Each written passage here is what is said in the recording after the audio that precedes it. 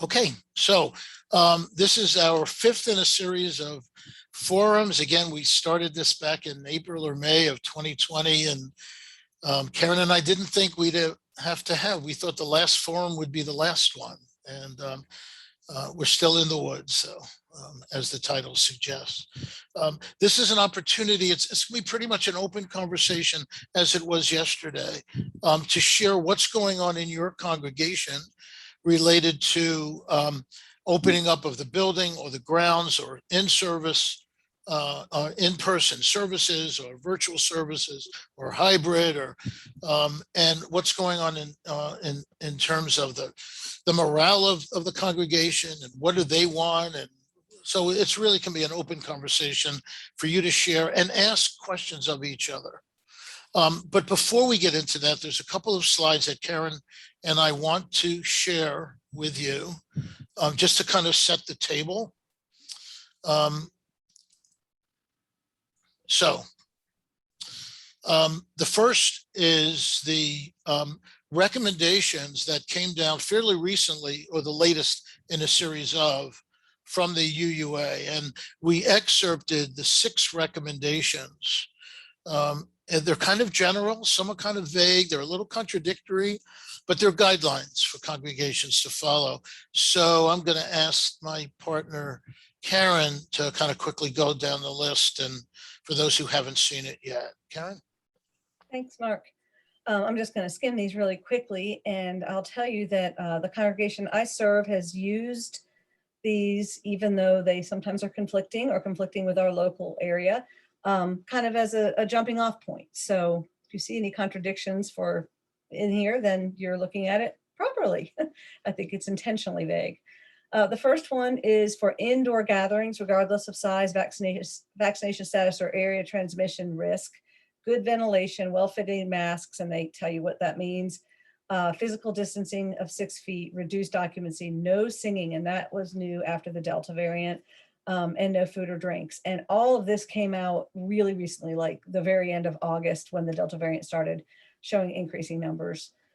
And then for number 2, require well-fitting masks for outdoor events, and especially outdoor events where there are unvaccinated children or other vulnerable people.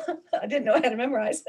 And for outdoor gatherings of any size in counties with very high or severe status, which you can find at your own data sources, CDC, and this COVID Act now is one that the UUA is offering and what they come from. And if you want to know how they consider your area, you can go by state using that. And then number 3, children below the age of 12 cannot yet be vaccinated. So religious education activities and multi-age programs should be outdoors. If children are indoors, excellent ventilation, masking, physical distancing, and reduced room occupancy. So that's kind of a 2-parter, what they recommend. And then if you don't want to look at that, then what you should consider. Number 4, in areas where transmission risk is high, so very high or severe, suspend all large in-person, and it says indoor and outdoor gatherings, such as worship, concerts, or fundraisers.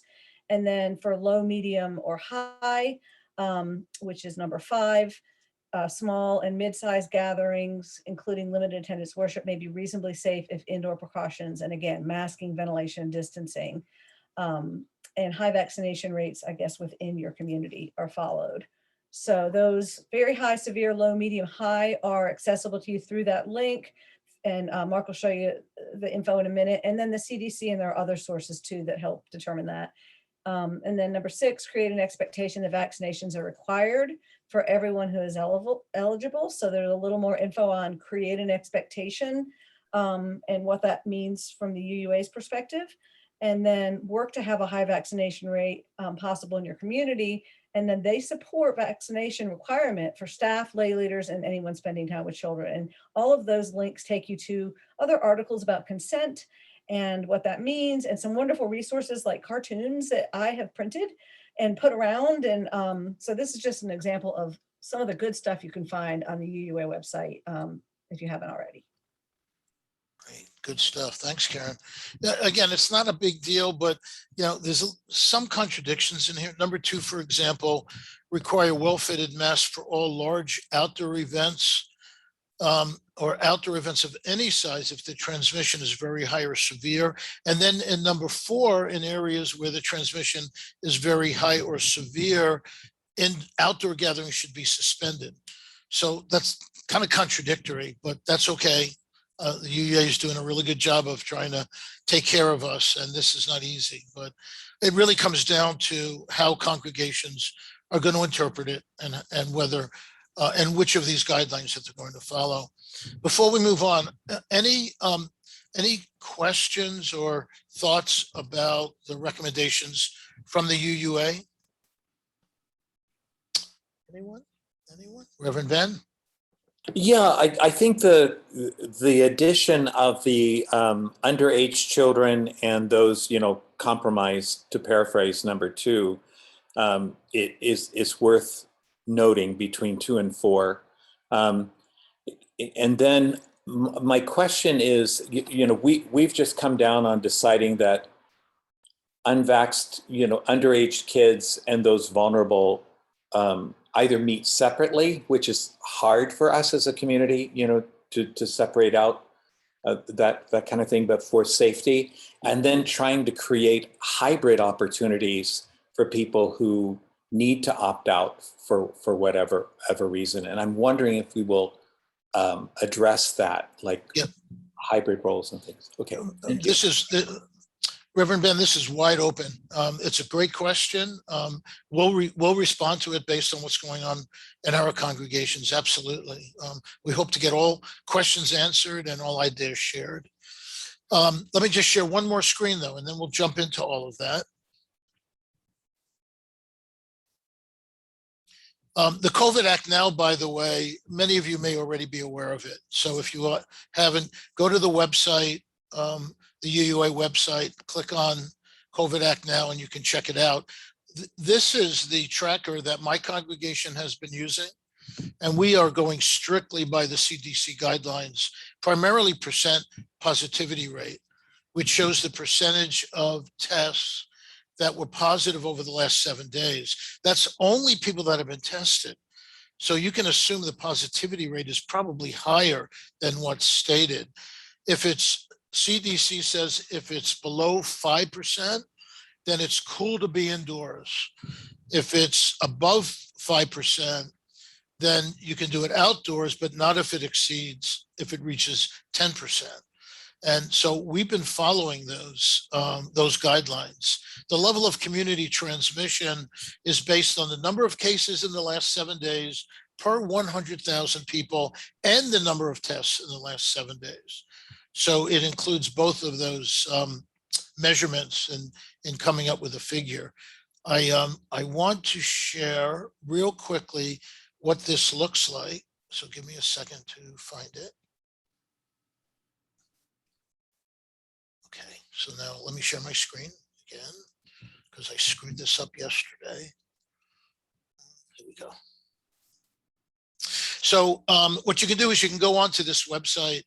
It's CDC website. It looks like the other one, but I find this to have a lot more good information.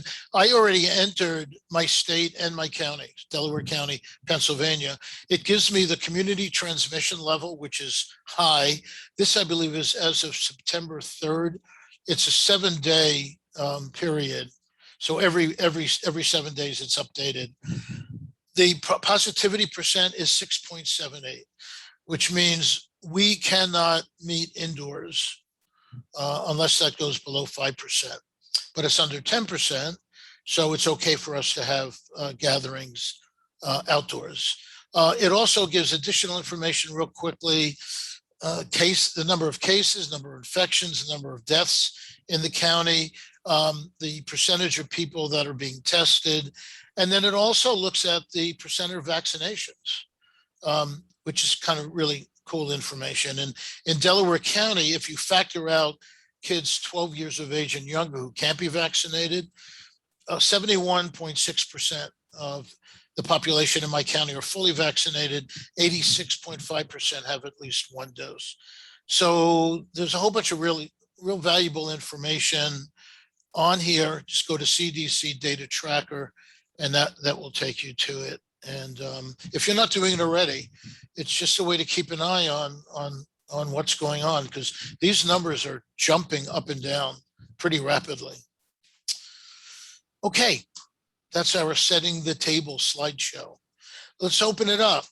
Questions. We can begin with Reverend Ben's question. Ben, could you just restate it again? Because for those of us like me that don't remember what we had for breakfast. Yeah, I'm with you on that.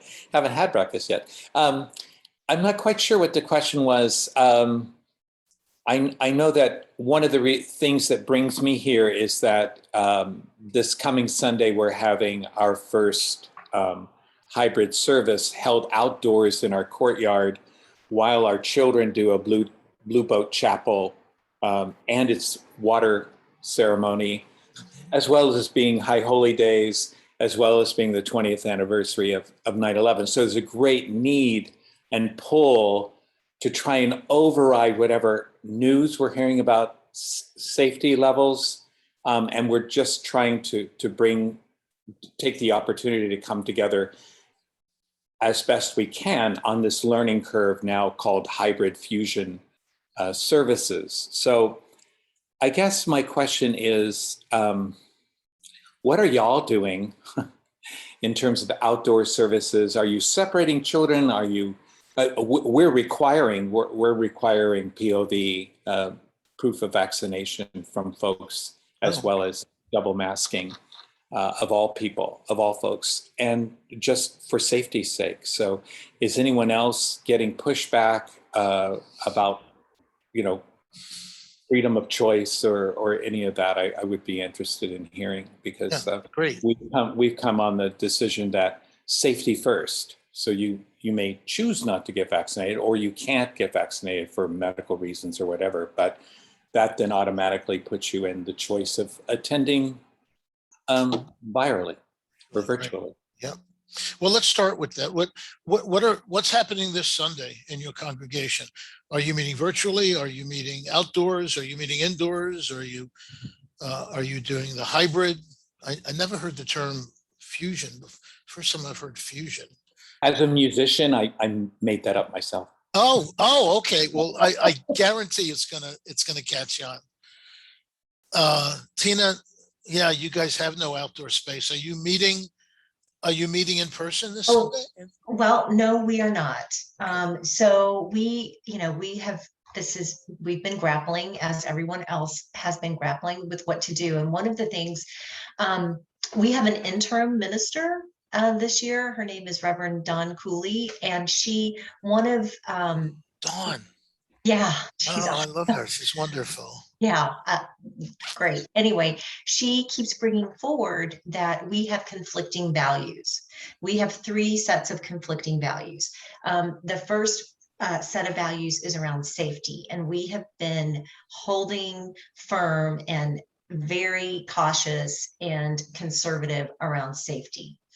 We now have a third set of values around the emotional and mental well-being of our people. And they're telling us we want to be together again. Why are we not together again? Can we do this? How can we do it? So we have that. And then something else that I think is unusual for our congregation is our annual fund drive is in October. So yeah.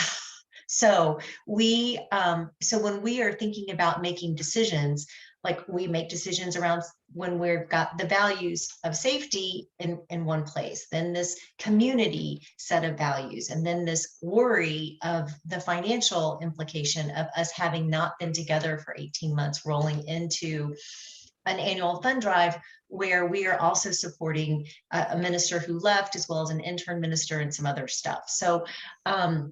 So we have decided to postpone, and if the numbers hold up, we're going to do 4 services, October 10th, 9th, and 10th. So we're going to try to have 4 different services that weekend for in-gathering, so that we can have small numbers of people.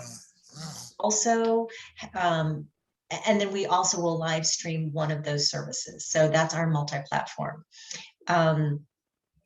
We have no outdoor space, which is super challenging. We're talking with other congregations, trying to rent some lawn space, if nothing else, just to have some social gatherings. And we hope after that launch in mid-October that we can then have limited capacity for in-person services for our live streaming service on Sunday. We just recently signed a contract with Church Reserve. I don't know if anybody else here is using Church Reserve, but that's a seating chart. So we will have people register and be sitting. We can take up to 80 people. So it's going to be complicated on many, many levels. And we are just, every day we're like, okay, what about this? What about that? And shifting gears, as I'm sure you all too. So that's what we have going on. Wow, that's a lot going on. Tina, by the way, there's a large mall right in front of Independence Hall in Center City, Philadelphia. You're welcome to it if you guys want. I wish. Leah, you put on chat, you're going to be doing hybrid, but 50 people in the sanctuary. Normally, how many people does the sanctuary hold? The capacity is 300. Pre-COVID, we usually have 120 people in there. Okay, so you really are limiting space in the sanctuary, and then there'll be overflow space for others. Yeah, sounds good. Other folks, what are you doing on Sunday? We're holding, we in my congregation, we're holding an outdoor service that will also be virtual. We have the technology, we tested it out, and we're able to do it. So that's how we're starting off. Nicole. So our sanctuary is still closed. It is a lovely sanctuary that has no ventilation at all. So we just can't open it. We have a doctor who actually retired in December of 2019 and decided to take on a side project of tracking COVID numbers. So we've been using him for his advice and the numbers. And he essentially was like, if I were you, I wouldn't plan on being back till January. So we're kind of leaning in that direction. So yeah, we're doing everything virtually still. We are doing in-person outdoor RE. We're fortunate around here that our weather usually stays fairly decent until about December and January. So we're planning on doing that. Small outdoor masked. We are requiring that all teachers show proof of vaccination.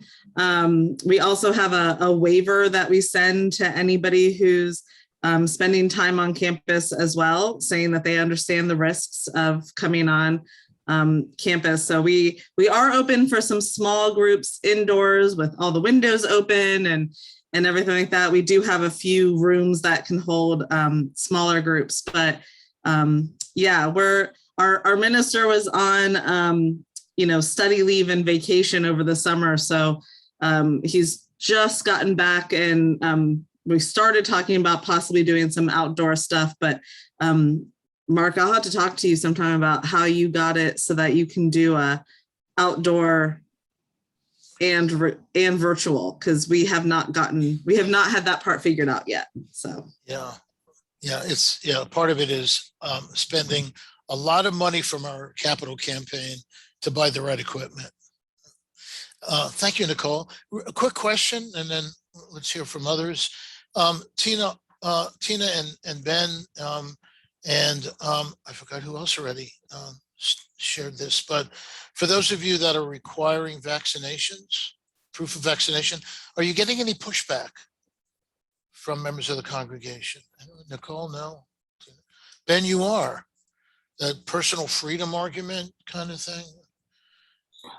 No, just disappointment based on the value number 2 that Tina, you listed the three values. So just and from the flip side, which is really the value of we are a community, and so no one should gather together unless all of us can gather together. That argument, and which we try to counter with, we're utilizing technology to create opportunities as best we can, given that some people simply cannot be vaccinated at present. So Absolutely, yeah. yeah.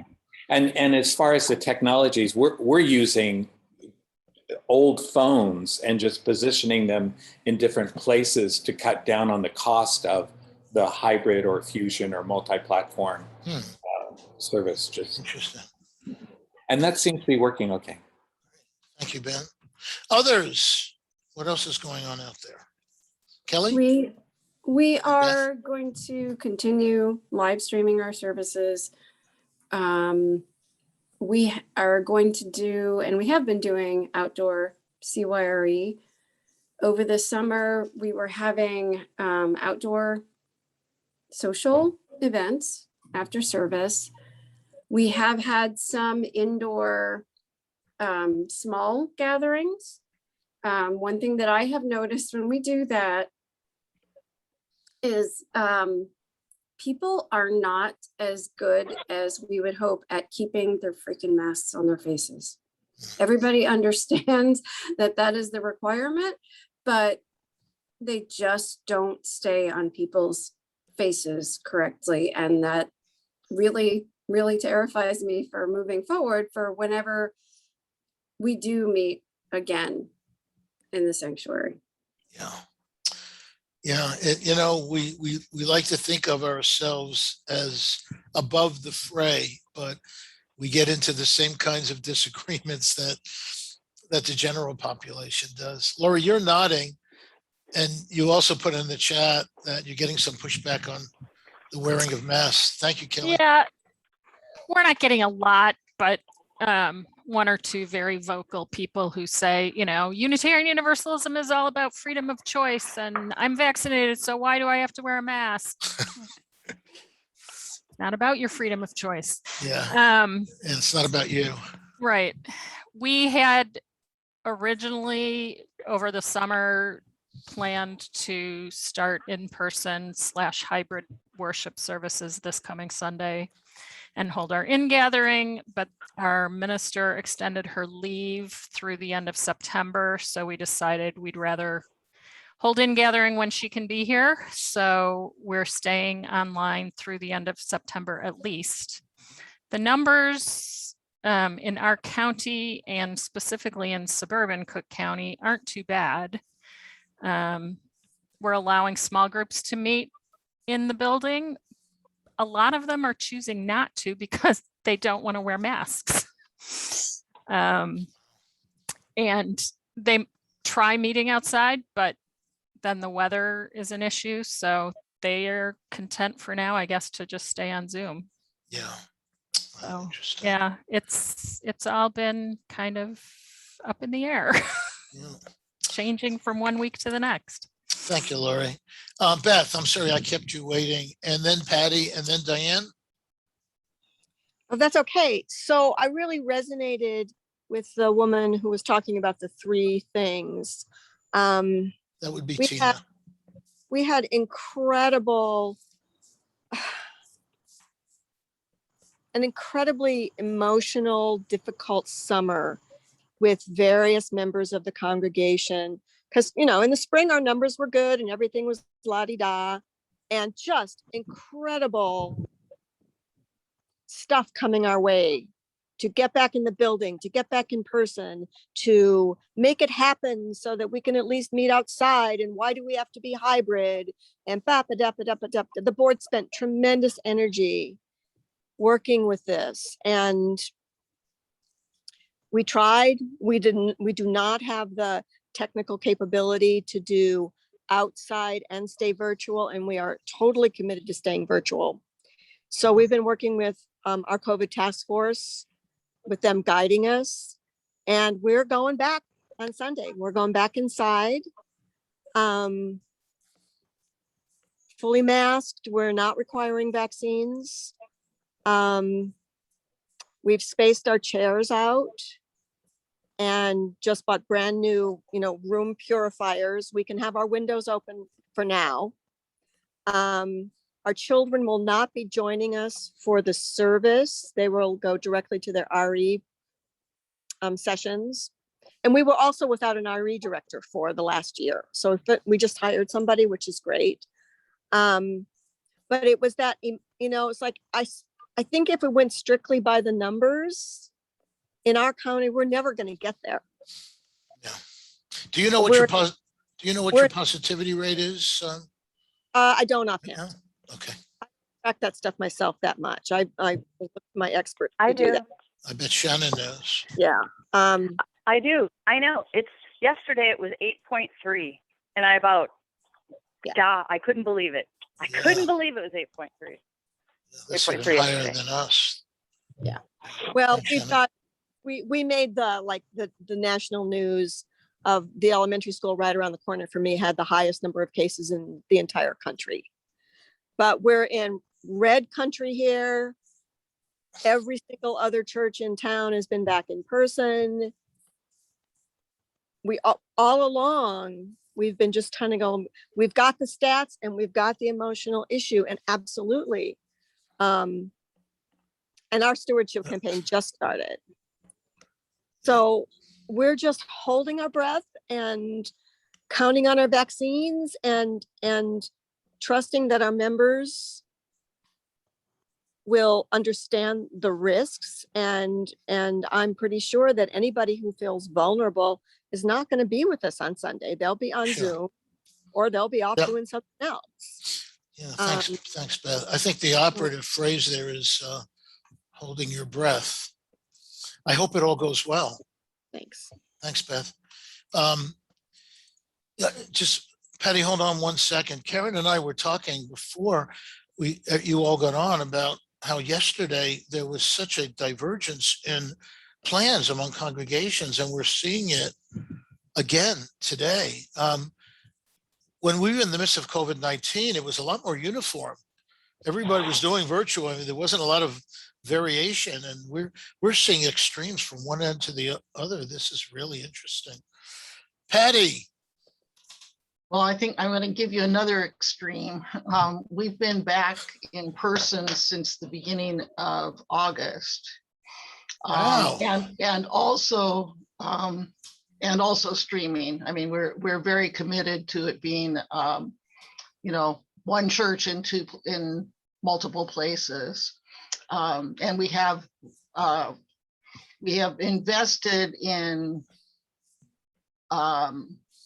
good streaming equipment that I don't understand at all, and in technical staff who can manage it. So the streaming is really good.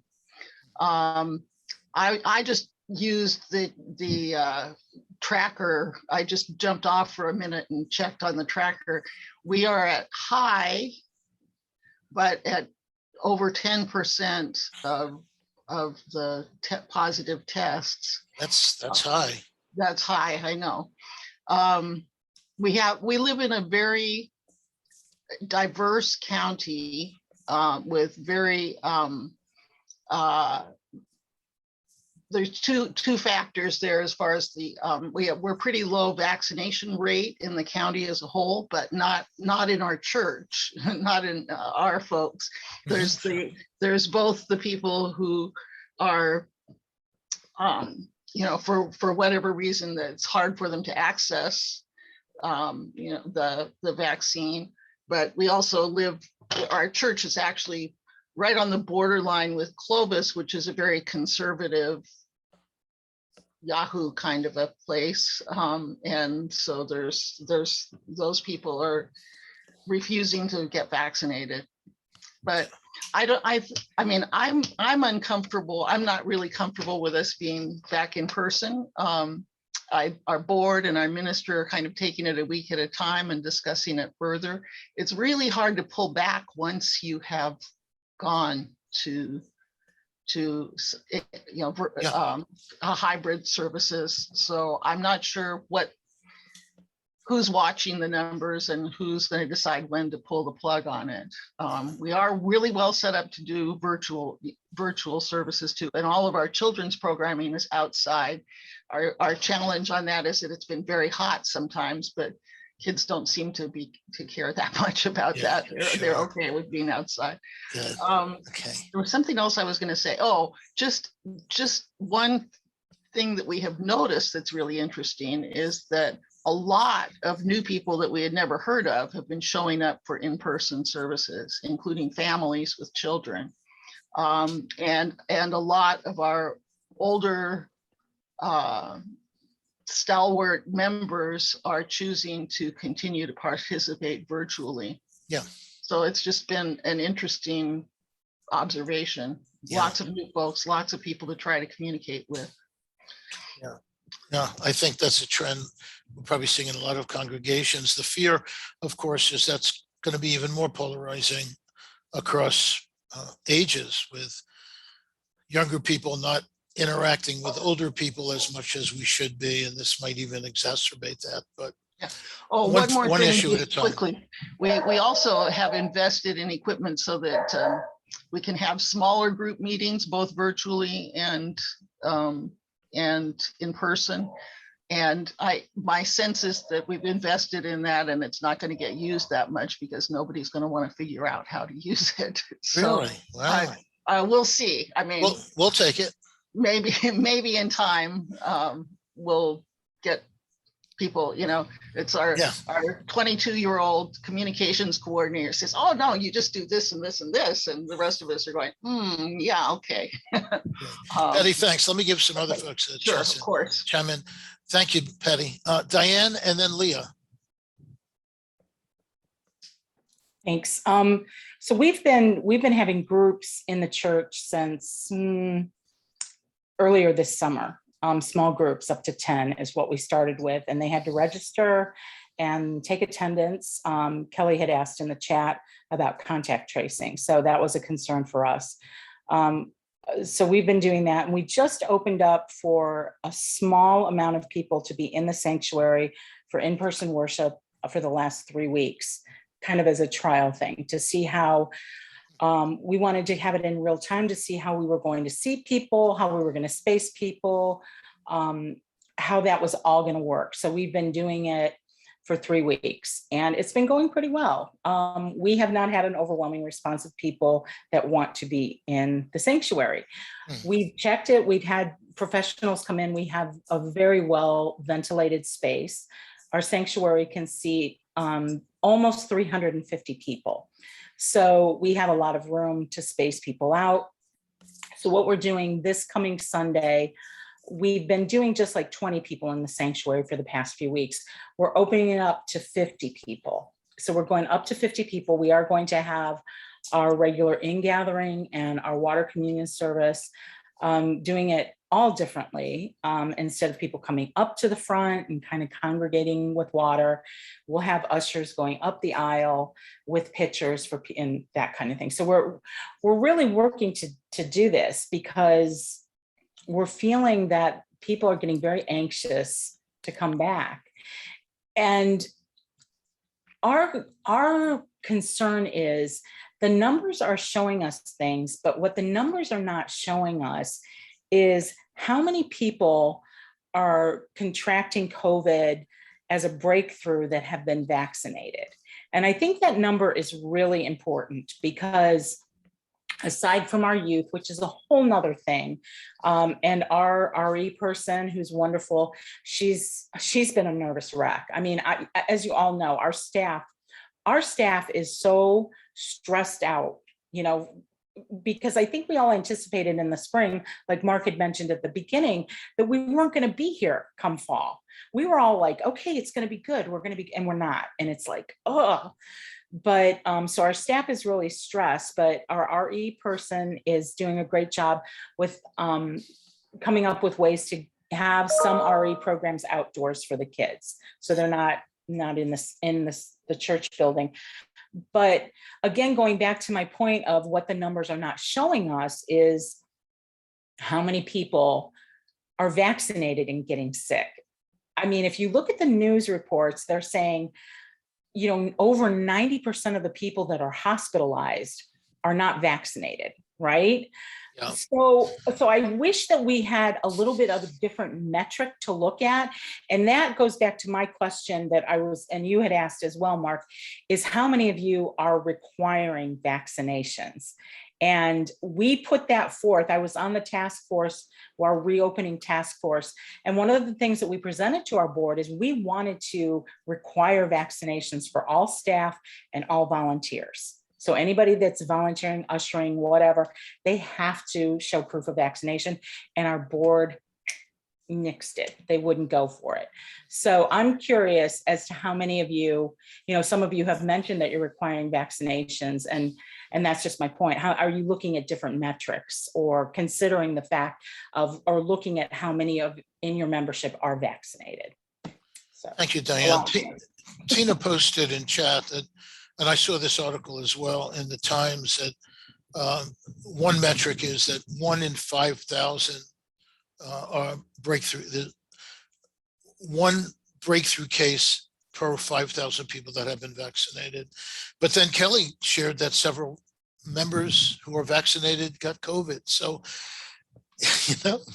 we want to trust the science. We want to trust the numbers, but a lot of us are also going on faith.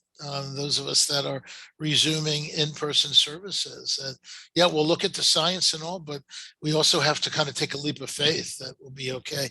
But before we get to Leah, Diane, your question about, raise your hand if you are requiring vaccination first of your staff. If you're requiring vaccination of your staff, quite a few of you. Vaccination of the general congregation. How many of you are requiring that of the congregation? Interesting. That's really good. I appreciate that. Thank you. Yeah. Leah, could you chime in? And then Reverend Ben is next in the queue. The thing I wanted to chime in on was somebody whose name I've now forgotten said something about, it's hard to, if you reopen and then you have to close, that's going to be even harder. And I just wanted to echo that, because that's where we're at. We're probably one of the extremes where we've been open since mid-June for worship services. And at that time, COVID was pretty low in our area, and now it's high again. And It is it's impossible. We can't shut down at this point, I don't think.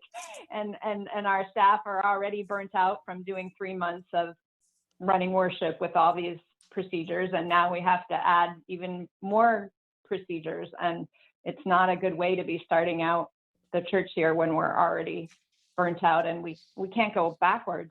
It seems impossible to do that. Yeah. So if you haven't opened and you're trying to decide, I guess I would say consider not. Yeah, it's hard, because once you make that move, it's going to be harder to pull back. Yeah, thank you, Leah. Reverend Ben, we have 7 minutes left. Just keeping my eye on the clock. So I just want to say I so appreciate where everybody is, that we're all somewhere on the spectrum, right? Of dealing with this, with the burnout, as well as the, if anything, we've learned just the efficacy of religious community and how important it is in our life, and that many of the things that are being required of us for self-care, for healing, and all that are things that we weren't very good at doing to begin with. And so now we're needing to double and triple down on spiritual practice, diet, sleep, getting out in the nature and all that. And there's this compelling desire to override all that, to go back to a normal that never really can exist again. And so all of that is hard. And it's like the spiritual context to hold is that we have this opportunity to become who we need to be. And that is hard. That is hard work, but it's essential. It's essential to our survival and to our growing, our survivability. So, not to preach a sermon or anything, but I just hold you all in my heart, and I bless you all for the work you're doing in all the capacities you're doing. And we do need to hold a line. This is an opportunity to utilize technology that had been knocking on our doors before this, and now we've got to make the conversion, and we've got to find a way to be a hybrid church, and to have our tent be even larger to embody the network of mutuality. So I'll get off my soapbox, but bless you all for that. Reverend Ben, thank you for getting on it. Those are really wonderful words. Before we do adjourn, and there's still an opportunity for some last words from folks, I want to, since I'm controlling the computer and I can share my screen, I wanted to take advantage to share something that we're broadcasting to our congregation. I am so proud of my congregation, and we like to think of ourselves as kind of innovative. Maybe every congregation does. I'm also on the board, an at-large member of the board, and we've been talking about how, and we're not meeting indoors yet, and we may not until the children are vaccinated or the rates go way low. So how do we keep morale up? How do we keep our congregation together during this continued period of isolation? And so we came up with an idea, and our excellent board president wrote up a script that she sent out to the congregation just a couple of days ago. And I wanted to kind of just read an excerpt from that communique. The board president's name is Kathy Alston. As we think about last year, it's obvious that we need to do more than just keep our heads above water. We miss the connection with all of you and what comes from that connection. We want to feel inspired again, and we think you do too. Because last year was a year that we would rather forget, the board's hope and intention is to make this coming year a year to remember, and that's what we're going to be calling it. We're taking this opportunity to refocus ourselves. Although we can't yet come together physically the way we'd like to, we can renew our connections, create enthusiasm for our mission, and inspire a joyful experience. The board is challenging themselves and all of you to offer new ways to fulfill our mission. The board calls on everyone to give us your ideas. What would you really like to do this year? How can we bring joy to one another's lives and feel inspired? And how can we support our community to do the same? Let's dig deep, UUCDC, to make this a year to remember. I just think those really inspiring words, and it'll be interesting to see the response that we get from the congregation and what we can do with it. We still have a couple of minutes. Any other questions that have gone unanswered, or any other thoughts, final thoughts that anyone would like to share with the group? Thanks, Tina. We good? Yeah, as usual, I get the final word. Yeah, Nicole, I'll keep you posted on what people say. Maybe I'll block it. Karen, anything to say in closing? No, I'm just glad for this opportunity, and thank you, Mark, for collaborating with UUAMP again. I think we're better together. Absolutely. Absolutely. I couldn't do it without the support of UUAMP. Give us a few days to put this on our websites, and UUAMP, most of you know, my website is feelgoodconsulting.net. It'll be on the video page. Let your friends and neighbors and even your bitter enemies know about it, because they might want to take advantage of it as well. Thank you all very much for spending this time with us, and everyone be well. Stay safe out there. Thank you. Thank you so much. Bye. Good to see you, Tina. You too. Bye, Nicole. That was good. Once again, it just flew. The hour just flew. Yeah, let me just